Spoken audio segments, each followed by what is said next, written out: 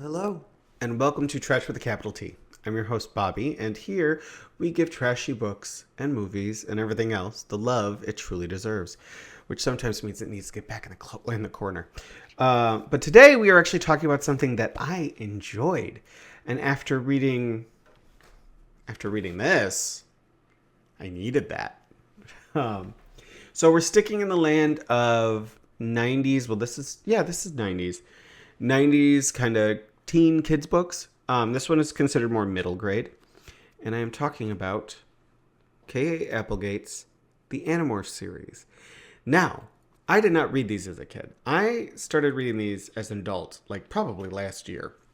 So I'm a little rusty on the plot on these. I'm not going to go into too much plot detail.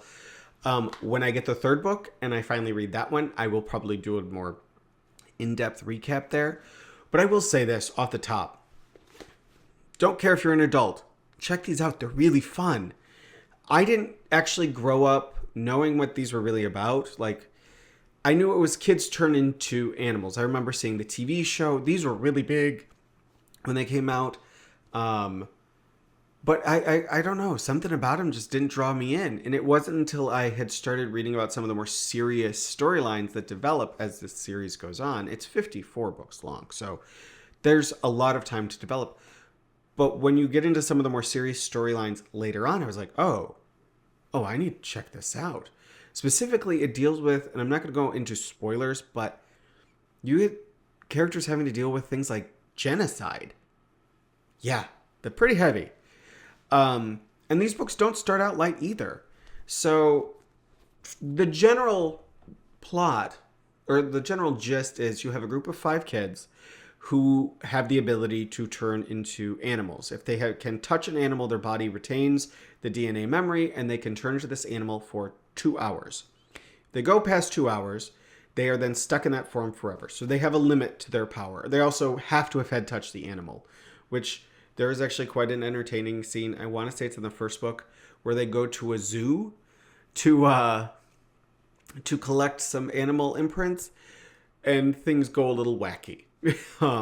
There is a lot of fun in here. These are not like super dark, scary books all the time, but they do have some really intense action scenes because the actual plot, the full idea of this is you have a group of 5 kids. We have Jake, Marco, Cassie, Rachel, and Tobias, who are given the ability to transform into animals as a way to battle these things called Yeerks, which are slug-like creatures that invade people's bodies and take them over. So we're looking at kind of like an invasion of the body snatchers style plot.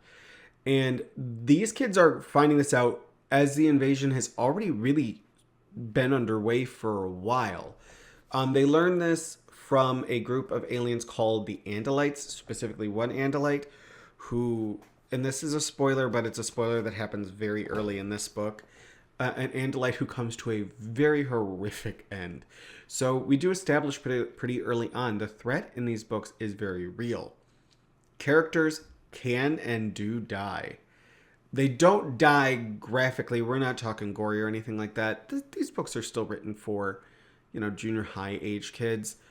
But there's no holding back. There are some serious implications on what's going on. This one is in the so each book changes perspective. In this book is the perspective of Jake. The second book is the perspective of Cassie, I believe. Is it Cassie? Rachel. Cassie is a different girl. So we have Rachel is kind of she's one of the character's best friends. Cassie is in the friends group. Her parents are vets, and she has this like affinity for animals. So she's kind of our animal expert.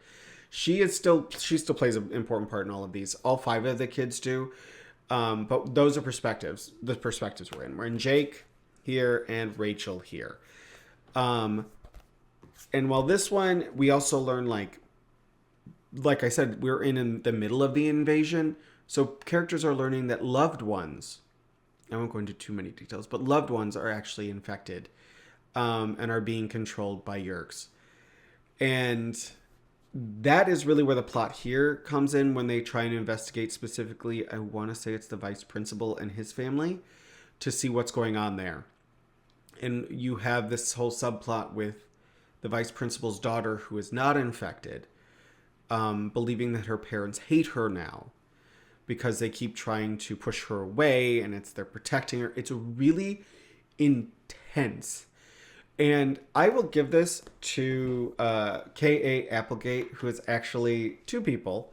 K.A. Applegate is Catherine Applegate and her husband Michael Grant, who co-wrote the series together. There is also ghostwriters that pop up later on. But they basically created and plotted out this whole series. If you were not aware, when it comes to kids' books like these, I'm going to hold up this because it has one of the original covers that people really... this is what people remember when they think of these books. Kids' books like these, they have a fairly rapid release schedule, and even though they're fairly short, I want to say this one is 175 pages, they're fairly short. They're still coming out usually 6 books a year.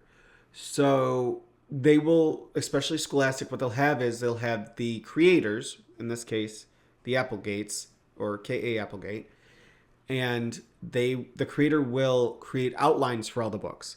Now, Catherine Applegate and her husband did write the majority of these up until, I want to say, the book 22 or 23, because she had a second series that kind of took over her time due to complications with the series, which is this series, which is Everworld, which I have not read this yet. Look at that cover, though. That is pretty. But that's a different video if I ever get to reading it. So this is their baby. They plotted this. They will plot everything out. A lot of these series, Sweet Valley High was that way. Babysitter's Club was that way. Boxcar Children is that way. A lot of these long-running kids series, you will have a team of regular writers working on them. You'll have someone who is doing the plotting, who is doing outlines for all of the books, and then you'll have the actual author, which is, for these first couple books, is actually Catherine Applegate and her husband. I was blown away by how well done these were. The writing it's kids' books writing, so don't expect like amazing flowing prose. It's done so kids can easily digest it. But the storytelling is so strong. The plotting in these books is excellent. Like, you are not bored. It doesn't feel like they're trying to cram too much. That is also a thing. Like, the plot doesn't move so fast that you feel lost, but it moves enough where you are constantly engaged. Fast moments, slow moments, you're there, and you are in these characters' heads. So you're getting some solid character development from the lead of the book.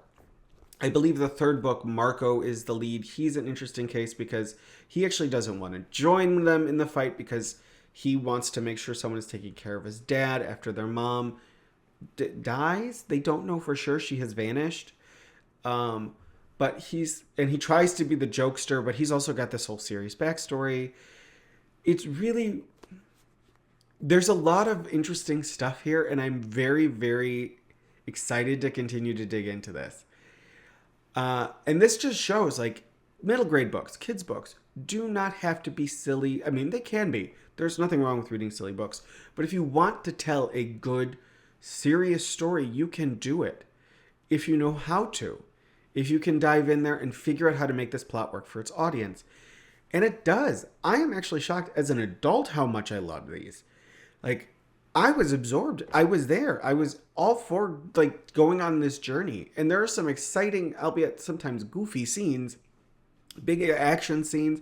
There's a lot of risk. And because they wisely set limits to the characters' powers, there is also this ticking clock that is always hanging over everything they're doing. Very, very, very, very well done. I was blown away. And now I understand why these were so exciting. And the books themselves, not so much this one. The books themselves were fun. They include something, I don't know if you guys could see this. I'll try and hold it up. There is actually a flip book on the corner of this. So if you flip, I don't know if I'm going to be able to do this right. Yeah, you're not going to be able to see it. Yeah, there you go. If you flip, there's a little flip book of them morphing in the corner of this. They made these books engaging. And I can't wait to dig into book 3. I can't say this. Like, It's very interesting going from, I'm going to do some comparisons since this is coming right after I did the video and right after I read the second Left Behind the Kids book. It's very interesting going from that book, which always feels like you're at a distance from the characters and from the story. You're not entirely engaged. It doesn't feel like the writers are entirely engaged with their story. They're engaged with their message, which is fine. Getting here, there is still a message in here, but it is very interesting to feel so engaged with the story. This is, if not good writing, excellent storytelling. That is not a given with, you can be an amazing writer. You can create an amazing turn of phrase. You can write beautiful prose, but if you can't pull that into a compelling story, then you have nothing. You have something that is very pretty and sounds nice when read out loud, but doesn't compel the reader to continue reading unless they are someone who is very much absorbed by beautiful prose. Because even when you look at beautifully written books, and I'll talk about classics like Pride and Prejudice or something like that, the writing is very beautiful, and although economic, but it's the story, the relationships, the drama that pulls you through that. Now, I'm not comparing this to Pride and Prejudice. This is not the same thing. This is a pulpy kids book, which is meant to be engaging and get kids reading. And in this case, adults too, because it's a great way to dive in and just kind of not shut your brain off because you're engaged. That's the thing. I hate saying, oh, shut your brain off. No, I am engaged with this story, but it's it's written simply enough and it's told simply enough where I don't have to spend a lot of time breaking down what the author is meaning. The intent is pretty clear, and I enjoy that. I mean, I also will read adult books that are more complex, and I have to work a little harder to read. But sometimes, especially when anxiety's high, or, I'm not feeling up to it, I'm exhausted, I'm mentally exhausted, something like this, where it almost feels like the serials, like the old Flash Gordon serials that I used to watch those with my dad. It has that same kind of feeling because it always ends on the to be continued. You have a resolution for the basic story in the book. Like there is an A plot that does get resolved, but the the backbone of it is a to be continued. That's how these feel.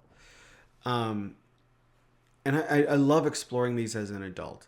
I do love exploring Left Behind books for different reasons, but these, it's more enjoyable because the story for me is more enjoyable. I love a good invasion narrative, especially a good, invasion of the body snatchers type of narrative.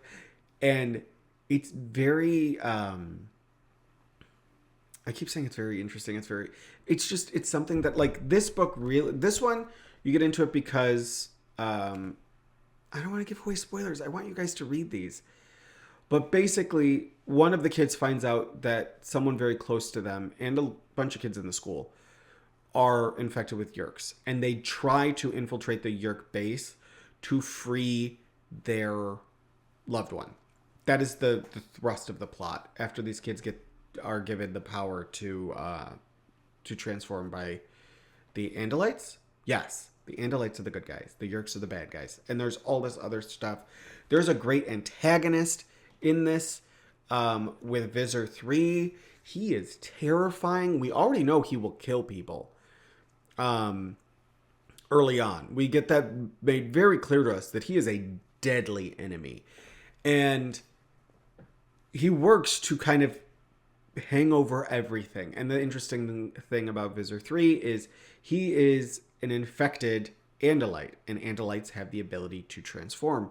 So he can turn into all of these horrible, monstrous creatures and inflict all kinds of torture and pain on these people and other assorted critters. So you have a solid threat. You have an ongoing larger threat. So you have the antagonist, the larger threat, which is the invasion. You do have characters that have powers that allow them to have a certain amount of superpower, like strength or speed or something. But there are limits. So they're not just overpowered. It works so well. And maybe there are some of these books that are not going to work well. There's always going to, in 54 books, there are going to be some stinkers for sure. But the fact that they got these first two so right, and I can't wait to read the third, says a lot. All right. I'm actually going to try and keep this one short. I have some of my longer videos. I don't know. They feel like they're too long.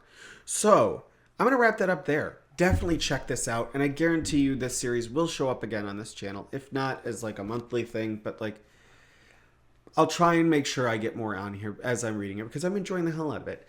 My next video will probably not be focused on a YA book or a middle grade book or anything like that because I want to mix it up a little bit. I actually think I'm going to be focusing... I have an idea. I'm not going to make any promises just yet.